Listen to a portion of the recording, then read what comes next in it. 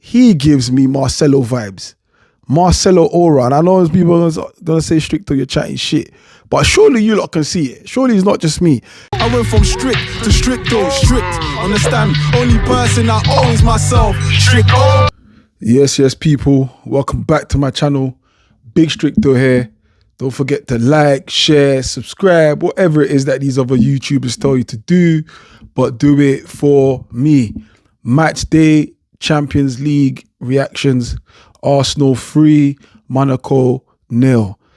What a confusing game, man. Like, I think the results will paper over certain cracks. And also the result, I think, is also justifiable if you go by our first half performance.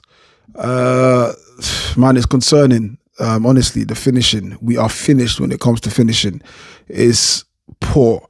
I'm not talking about no half chances. You think about what the game we played against Fulham and you're seeing Raul Jimenez scoring half chances.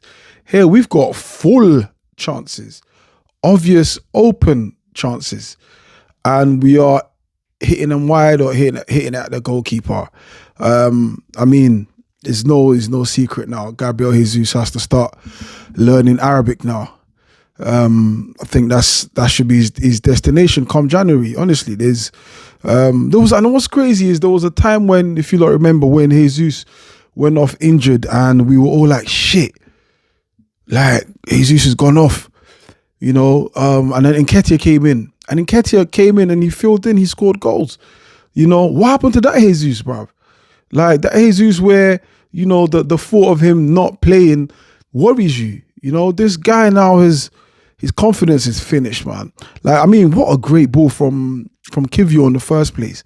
Over the top ball. It's the kind of ball you see Van Dijk make for Liverpool and everyone gets bonus for. But it was a great ball from the back, quarterback type kind of pass.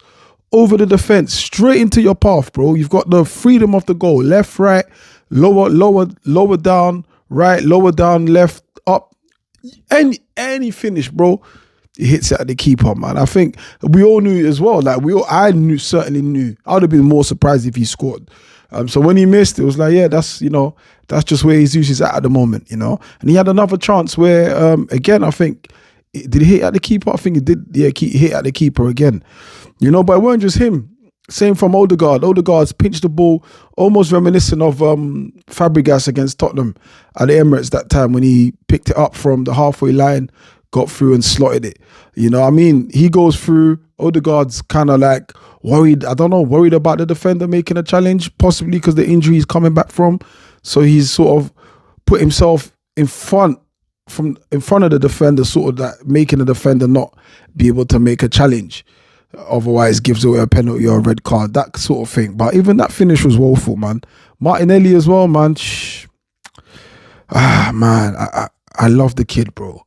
I'm not gonna lie to you. I love Martinelli. No one can change that for me. But at this stage, I don't know what's going on with this guy. If you watch the Arsenal media, they put out content and they ask some of the players whose attribute would you like, and 9 out of 10 of them said they want Martinelli's pace. And it seems Martinelli is the only one who doesn't realize he's got pace. He can't beat his man, bruv, you ain't even got to dubs your man to beat your man. Use your pace. For those who don't know what dubs, you know, skill your man. You know, use your pace, knock it and chase after it. But I don't know what's wrong with Martinelli. But if you look at his goals, he scored some very big goals. He scored against City, he scored against Liverpool, he scored against United. You know, he still got that little bit of credit in the bank for me. Do you know what I mean? I still think there's a player in there. I just think like he has too many bad days. That's the only problem. Like, this is a constant every season that you will get a long and bad spell from Martinelli. That's just what he does, you know. But overall, like, you know, the team, especially in the first half, we did play very well. And a special shout out to MLS Miles Lewis Skelly, man. Let me tell you, see this kid, bro. He gives me Marcelo vibes. Marcelo aura. And I know there's people gonna say Stricto, you're chatting shit. But surely you lot can see it. Surely it's not just me. There's something very Marcelo-like about that kid. You know, he's just very composed, very confident. You know, even though it's his first Champions League start, this is the big stage of club football. He wasn't fazed by it. You know, he just gives that vibe. Maybe I'm wrong. I don't know. You lot tell me in the comments. You know, but yeah, that pass to Jesus, and fair credit to Jesus.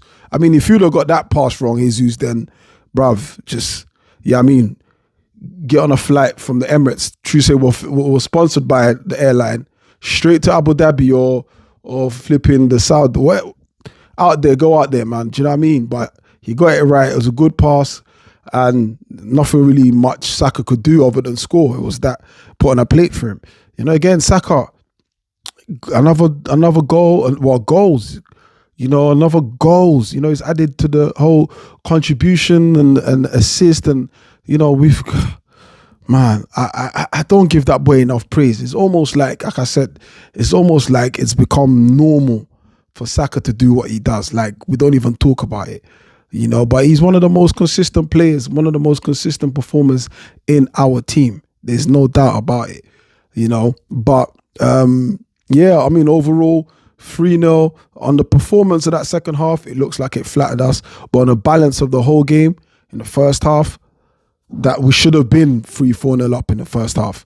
You know, taking Saka off, you know, leaving Skelly on to give Timber a rest, taking off players to concentrate on the weekend's games. But at the end of the day, we're lucky that Monaco aren't at that level where we can be punished. But any other serious team would have punished us for the amount of chances we missed. You know, hopefully now going into the game on the weekend, going into the game on the weekend, we can correct our finishing, because boy, we are finished. We are finished when it comes to finishing. You know, and the obvious thing is to buy a finisher. You know, to buy a finisher. Now, I've always maintained, if we can get a finisher, great. But if we don't, we need to get someone better than Jesus. It's simple as that. Because if Kai Havertz is injured, we are fucked. We are royally fucked, because we have no one else. I don't trust Trossard starting. I really don't trust Trossard starting. Jesus has many bits to his game, but I think overall his teammates don't trust him. He's not synced with anyone when he's playing. You know, when he's got the ball, no one's making runs because he holds on to the ball. No one's synced with him. Like he's out of sync with the team. You know, but I can't rely on Jesus to carry us through. You know, City proved that when he was there. You can't just rely on him. You need other decent finishers around him. So we need to go and make that move. Like I said, I know it's going to be difficult to bring in a gunman, but just got to bring in someone that's a better shooter than Jesus, and I'm satisfied. I'm satisfied. The rest will work itself out. But anyway, people, man, like, share, subscribe. Yeah, man, look out for the next episode of In the Stands this weekend. Match vlog of a fan's perspective at the Emirates and various other grounds. So big up yourself, and I'm